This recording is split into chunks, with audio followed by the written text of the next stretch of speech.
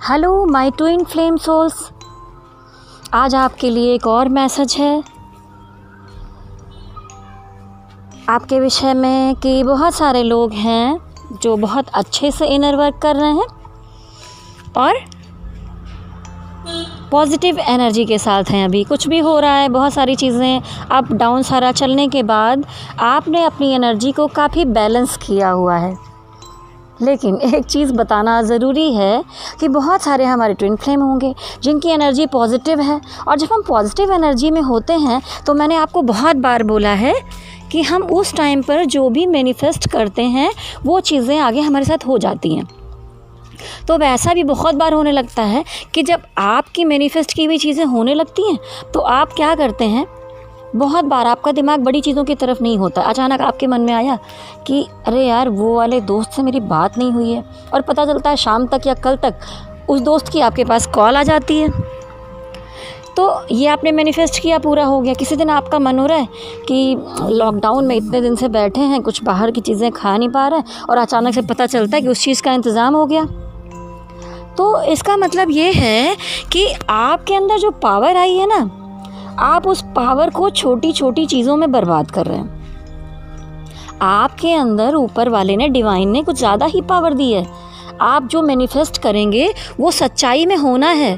तो फिर आप कुछ ऐसा क्यों नहीं सोचते हैं, ऐसा कुछ बड़ा मैनिफेस्ट क्यों नहीं करते हैं कि मैं आगे चलकर इतना बड़ा काम करूँगा, मैं समाज के लिए ये करूँगा, हमारे यूनियन के बाद हम क्या करेंगे, या बहुत सारी अच्छी प्लानिंग हमारे अपने यूनियन के बारे में, अपने आध्यात्म को और बढ़ाने के बारे में। आपको सारी बड़ी बड़ी बातें सोचनी है, अच्छी पॉजिटिव एनर्जी के साथ बड़ी बातें मैनिफेस्ट करनी है। छोटी छोटी बातें तो ईश्वर आपको वैसे ही ज़िंदगी में दे देने वाले हैं जब आप इस जर्नी में रहेंगे। और आपको बताऊं कि क्या होता है जब हम अपने अंतर आत्मा की यात्रा करते हैं। अभी तक हम सारे लोग बाहरी दुनिया में घूम रहे थे, मायाजाल में थे, हम चीज़ों को नहीं समझ रहे थे। लेकिन जब हम एक आध्यात्मिक जर्नी में आते हैं तब हम अपने अंदर की यात्रा करना शुरू करते हैं। जितना हम बाहर घूमते रहे, अपने आधे जीवन को बर्बाद कर दिया, वही अब हम जब अपने अंदर की तरफ जाते हैं तो जब हमारी अंदरूनी ग्रोथ होती है, परतों पे परतें खुलती जाती हैं, ज्ञान पे ज्ञान आपको मिलता जाता है, आपको बहुत सारी बातों का हल मिल जाता है, आप शांत रहने लगते हैं, आपको बहुत सारी इंट्यूशन होने लगती है। ये सब होने के साथ साथ जो आपकी बाहरी ग्रोथ रुकी हुई थी, आपकी बहुत सारी चीज़ें नहीं हो रही थी, अब धीरे धीरे आप जितना अंदर जाएंगे बाहर की दुनिया में, उतनी सारी चीज़ें आपकी ज़िंदगी में, आपके रास्ते खुलते जाएंगे, आपकी चीज़ें होती जाएंगी। अगर आप क्रिएटिव हैं या आपका कोई कैरियर था जिसमें आप बहुत दिनों से कोशिश कर रहे थे और चीज़ें नहीं हो पा रही थी, अब क्या होगा, आप जितना अंदर एक एक परत को खोलेंगे, तह में जाएंगे, उतना ही आप अपने कैरियर में, अपनी क्रिएटिविटी में, अगर आप कलाकार हैं, आप पेंटर हैं, आप म्यूज़िक से कनेक्शन रखते हैं, आप किसी भी चीज़ में हैं, आप उसमें ग्रोथ करना शुरू कर देंगे। जब आप अपनी आत्मा को समझना शुरू करते हैं तो अंदर की दुनिया आपको सब कुछ देना शुरू करती है। तो फिर सोचिए कि आपका ट्विन फ्लेम आपको कैसे नहीं मिलेगा। वो तो आपके अंदर ही है, वो तो आपको मिलना ही है, वो तो आप मैनिफेस्ट कर ही रहे हैं सारे लोग। मैं कितना भी कहूँ कि आपको देखना नहीं, कुछ भी आप देखेंगे नहीं करेंगे, लेकिन वो तो आपकी आधी सोल है, तो वो कहीं जाने वाला तो है नहीं। और अब बहुत सारे लोग हैं जो अपने ट्विन फ्लेम को अपने अंदर ही फील कर रहे हैं। लेकिन देखिए, आप सोच रहे होंगे कि मैं इतने दिन से अच्छा इनर वर्क कर रहा हूँ, सारी मेहनत कर रहा हूँ, हमारी यूनियन इतनी नज़दीक क्यों नहीं आ रही है। मैंने बहुत सारी हीलिंग्स बताई, उसी में एक चीज़ होती है डीएनए हीलिंग। हम इस दुनिया में रहते हैं, कितनी चीज़ें देखते हैं, उसमें आपने देखा होगा या आपने खुद भी अनुभव किया होगा कि बहुत से परिवार ऐसे हैं जहाँ पर औरतों को रिस्पेक्ट नहीं दी जाती है। रिस्पेक्ट देने का मतलब बोलेंगे मेरी माँ है, मेरी बहू है, मेरी बेटी है, पर्दे में ढक रहे हैं, बहुत सारे बाउंडेशन लगा रहे हैं, ऐसी चीज़ें बहुत कुछ होती हैं। या हम जो ट्विन फ्लेम्स हैं, हम ऐसे परिवारों में पैदा होते हैं जहाँ पर हम बहुत सारी चीज़ें ऐसी देखते हैं जो हमें अच्छी नहीं लगती, क्योंकि हम वैसे विचार के नहीं होते। लेकिन शायद जो आपका डीएम है वो ऐसे परिवार में पैदा हुआ है, या आप ऐसे परिवार में पैदा हुए हैं जहाँ के डीएनए में प्रॉब्लम है। जैसे कि मान लीजिए, जैसे मैंने आपको बताया था कि आपका पार्टनर या आपके परिवार में आप लोगों के जो पूर्वज हैं या उनका ख़ानदान है, उनके परिवार ने कभी किसी सोल को हर्ट किया, या आज अगर किसी ख़ानदान परिवार की बेटियों के साथ जो हो रहा है, तो कभी उन्होंने किसी की बेटी को तकलीफ़ पहुंचाई होगी, किसी औरत के साथ कुछ बुरा किया होगा, वो रोई होगी, सारी चीज़ें, तो उसने कभी कर्ज दिया होगा, श्राप दिया होगा, वो चीज़ें आपके डीएनए में चली आती हैं और उसका असर आपके दादा परदादा, फिर आपके फादर, और ये सीधे सीधे सीधे ऐसे चलती चली जाती हैं। तो आपको कभी कभी लगता है ना कि हमारा डीएनए, हमारा जो डीएम है वो इतना नालायक, कभी कभी मन में भी आता होगा आपके। वैसे तो आप लोग बहुत प्यार करते हैं, पर ऐसा भी लगता होगा इतना नालायक कैसे हो सकता है, इतनी सारी चीज़ें उसके अंदर कैसे हैं, इतना ईगो कैसे दिखाता है। ये सब जंक डीएनए होता है।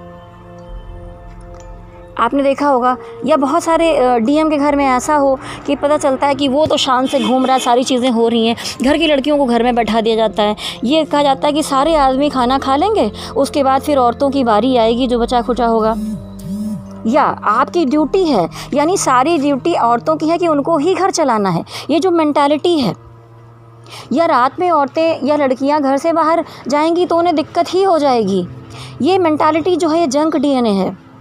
इस तरह की बहुत सी जो बातें हैं, बहुत से परिवार मैंने ऐसे देखे हैं।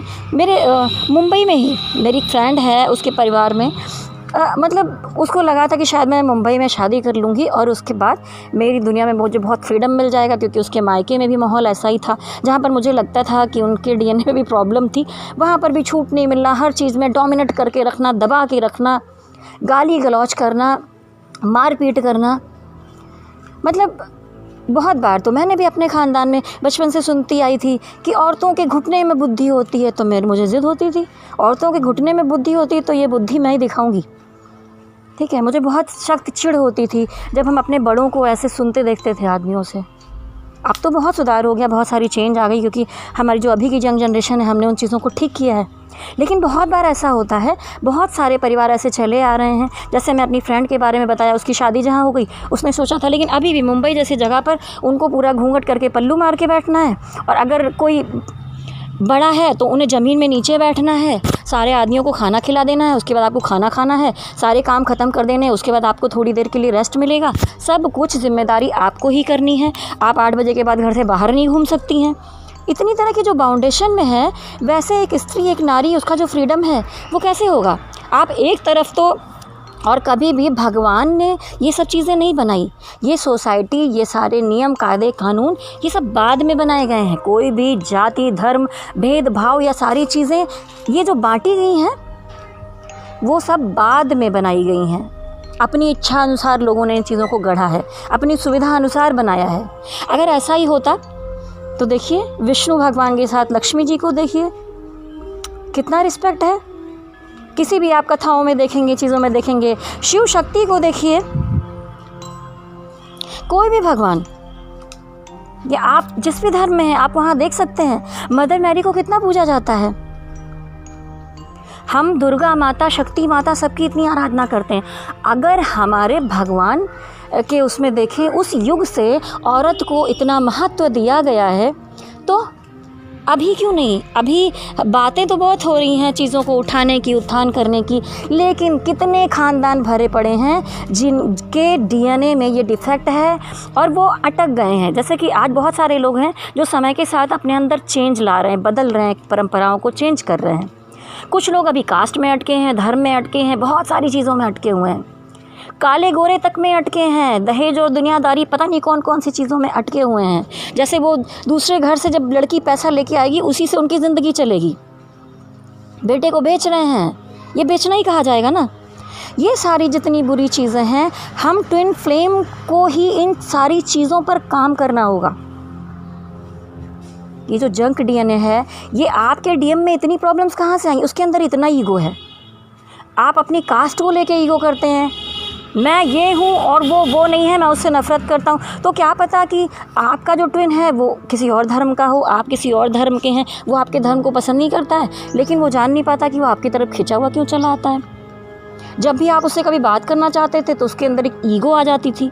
तो ये जो ईगो है, ये सारी चीज़ें हैं जो जंक डीएनए है, या जो इसकी वजह से पहले आपके ख़ानदान परिवार को श्राप मिले हुए हैं। इन सारी चीज़ों को जब तक हम हील नहीं करेंगे, जब तक रिलीज़ नहीं कर पाएंगे, तब तक यूनियन में रुकावट रहेगी। हमने अपने जिस तरह से सारे इश्यू हील किए थे, उसी तरह से हमें जंक डीएनए पे काम करना होगा। तो इसमें जब हम कैसे करेंगे, हम मीट योर ट्विन मेडिटेशन जब करते हैं, हम दोनों मिलते हैं, जब एक साथ हीलिंग कर रहे होते हैं, उसी समय जब हम डिवाइन से कहेंगे कि डिवाइन हमें आशीर्वाद दीजिए, आप कहेंगे इस दुनिया के ब्रह्मांड के जितने भी तत्व हैं, जितने भी जीव जंतु हैं, अगर हमने कोई गलती की है, आप हमें क्षमा कीजिए, हमें क्षमा कीजिए। और कोई भी सोल्स किसी भी जन्म से हमारे ख़ानदान वालों ने या हमने किसी को हर्ट किया है, आप सब हमें क्षमा कीजिए, क्षमा कीजिए। हम इसे सुधारने की कोशिश करेंगे, हम इन चीज़ों को अपने परिवार से लेके दुनिया में ठीक करने की कोशिश करेंगे, इन चीज़ों पे काम करेंगे। हम भेदभाव, दुनियादारी, रंग, धर्म, इन चीज़ों को नहीं मानेंगे। हम ईश्वर एकाकार हैं, हम उनको मानेंगे। सब कुछ एक ही है, सब कुछ प्रेम है, वही सत्य है, हम उसको मानेंगे। और आप उस समय कहेंगे कि हमारे डीएम के अंदर या हमारे अंदर जो हमारे डीएनए में ये जंक डीएनए हैं, जो इतने समय से चले आ रहे हैं, पीढ़ी दर पीढ़ी चीज़ें चली आ रही हैं, ये कभी चेंज नहीं हो रही, आप इसको रिलीज़ करिए प्रभु, आप इसकी हीलिंग करिए।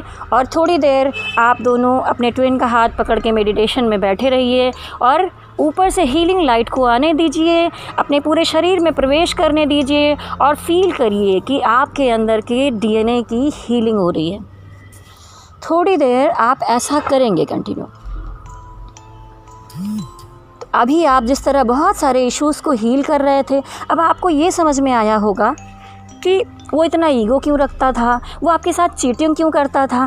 क्योंकि कभी कभी क्या होता है कि बहुत सारे डीएम होते हैं, उन्होंने बहुत बार देखा है कि उनकी मदर को रिस्पेक्ट नहीं मिल रही है, उनके फादर उन्हें कभी पीट दे रहे हैं, कभी लड़ाई कर रहे हैं, अभी गालियाँ दे रहे हैं गंदी गंदी, तो वो उनको अच्छा तो नहीं लगता है। और वो वैसे नहीं होता अपने फादर जैसे, लेकिन कुछ ना कुछ चीज़ें उनके अंदर आ जाती हैं, वो बहुत अच्छा बनने की कोशिश करते हैं। लेकिन जब वो कभी कुछ ऐसी जगह आएगी तो उनको पता नहीं चलेगा कि वो ऐसी हरकतें क्यों कर गए, और उनसे ऐसी चीज़ें हो जाएंगी, बहुत बुरी बुरी बातें हो जाएंगी। तभी हम सोचते हैं कि हमारे डीएम ऐसी गलत सलत हरकतें कैसे कर जाते हैं। एक टाइम पर तो वो हमें बहुत रिस्पेक्ट करते थे, हमें बहुत प्यार करते थे, और एक टाइम पर वो साइकोपना जैसी हरकतें कर जाते हैं, हमें गंदे शब्द बोल जाते हैं या हमारे साथ बुरा करते हैं, हमें छोड़ के भाग जाते हैं। ये चीज़ें होती हैं। तो इन सारे चीज़ों के लिए हमें जंक डीएनए को तो हील करना ही है, और उसके साथ साथ जितनी कोशिश संभव हो सके, अगर आपके परिवार में ऐसा कुछ है या आप लोग जो स्त्री हैं इन चीज़ों को झेल रही हैं, आपको शक्ति रूप में आना चाहिए। और अगर आप पुरुष हैं, मेरा ये वीडियो सुन रहे हैं, तो ये जो सारी चीज़ें हैं, कभी भी भगवान की दुनिया में स्त्री पुरुष को बराबरी ही दी गई है।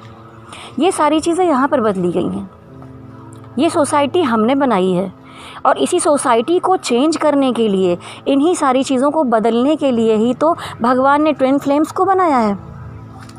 तो ये हमारी जिम्मेदारी नहीं बनती है।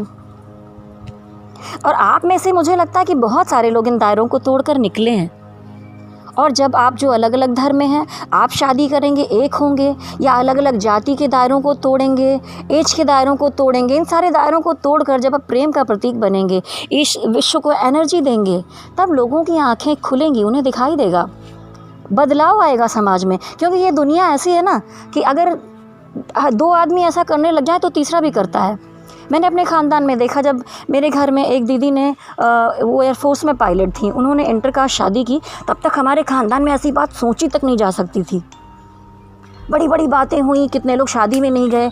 और आज के टाइम में उसके बाद थोड़े दिन बाद कुछ लोगों ने फिर लव मैरिज की इंटरकास्ट शादी हुई, और अभी खुद मदर फादर तैयार होकर बच्चों की पसंद से इंटरकास्ट शादियां करवा दे रहे हैं। और ख़ानदान वालों को, जो कि पुराने हैं, उनको अच्छा तो नहीं लग रहा है, लेकिन उनको जाकर शामिल होना पड़ता है। उसमें शामिल होते हैं, बिना मन के ही आशीर्वाद दें तो उनको अब क्या कर लेंगे, क्योंकि ये परिवर्तन को उन्हें एक्सेप्ट करना पड़ेगा। तो ये परिवर्तन आप सबको लाना है। जितनी बुरी चीज़ें हैं उन्हें दूर करना है, ये जिम्मा आपको उठाना है।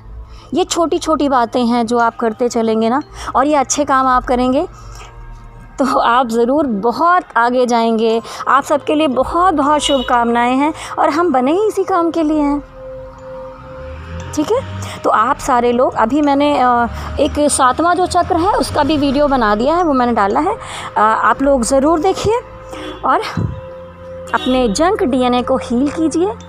और जितने और इस तरह के इश्यूज़ हैं, अगर आपको लगता है कि आपको गुस्सा बहुत आता है, तो जब मेडिटेशन में जाइए तो बोलिए कि ईश्वर मुझे गुस्सा बहुत आता है, इसे हील करिए, मेरे अंदर से कम करिए। और वैसे भी अगर आप स्वादिष्ठान चक्र को जागृत कर रहे होंगे तो गुस्सा आपका कम होगा। तो ये जितनी भी चीज़ें विकार हैं, अगर अभी भी आप इतना कुछ कर रहे हैं, मेडिटेशन कर रहे हैं, चक्रास कर रहे हैं, उसके बाद भी कभी कभी गुस्सा आ जाता है हल्का फुल्का, लेकिन आप कंट्रोल कर लेते हैं, आप या थोड़ा भी आ रहा है तो वो आसपास जो आपको बताया था मैंने पिछली वीडियो में कि नेगेटिव एनर्जीज़ आप पे अटैक कर रही हैं, तो आपको अपने को सेफ रखना है। और हम इस दुनिया, इस समाज को परिवर्तित करने के लिए आए हैं। हम एक नया बदलाव लेके आएंगे, हम एक नया अर्थ रचेंगे, हम एक नई दुनिया बनाएंगे। हमारी ट्विन फ्लेम्स की यही ड्यूटी है। जो दुनिया बहुत खूबसूरत होगी, तो आप लोग भी तैयारी करिए कि सबकी दुनिया बहुत खूबसूरत हो जाए। आप सारे इश्यूज़ को हील कर लीजिए। सबके लिए बहुत सारी शुभकामनाएं देती हूँ कि हमारे जितने ट्विन फ्लेम्स हैं सबको उनका डीएम मिल जाए, सबका यूनियन हो जाए। सबके लिए बहुत सारी शुभकामनाएं हैं। चलिए शिव शक्ति को प्रणाम कीजिए, बोलिए ओम नमः शिवाय, ओम नमः शिवाय, ओम नमः शिवाय।